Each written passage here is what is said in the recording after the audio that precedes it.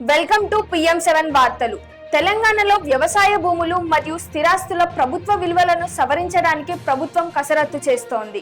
గ్రామీణ ప్రాంతాలు, జాతీయ లేదా ప్రధాన రహదారులు మరియు పట్టణాలకు సమీపంలో ఉన్న భూముల విలువలను 3 కేటగిరీలుగా సవరించనున్నారు. ప్రస్తుతం రాష్ట్రంలో ఎకరానికి కనిష్ట ప్రభుత్వ విలువ 1.75 లక్షల నుంచి 2.75 లక్షలకు పెరిగింది. ఔటర్ రింగ్ రోడ్ లోపల ఎకరానికి కనిష్ట విలువ 8.75 లక్షల నుంచి 15 లక్షలకు పెంచాలని నిర్ణయించారు. వట్టినావులపల్లి లాంటి డిమాండ్ ఉన్న ప్రాంతాల్లో ప్రభుత్వ విలువను ఎకరానికి 4 కోట్లు చేయనున్నారు. అపార్ట్మెంట్ ఫ్లాట్ల చదరపు అడుగు విలువ దాదాపు 75% వరకు పెరిగి ప్రస్తుతం ఉన్న 4,000 నుంచి 6,000 వరకు పెరిగే అవకాశం ఉంది.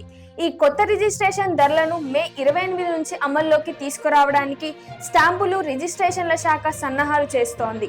ఈ సవరణ ద్వారా ప్రభుత్వానికి ఏటా దాదాపు 1,500 కోట్లు అదనపు ఆదాయం లభిస్తోందని అంచనా వేస్తున్నారు.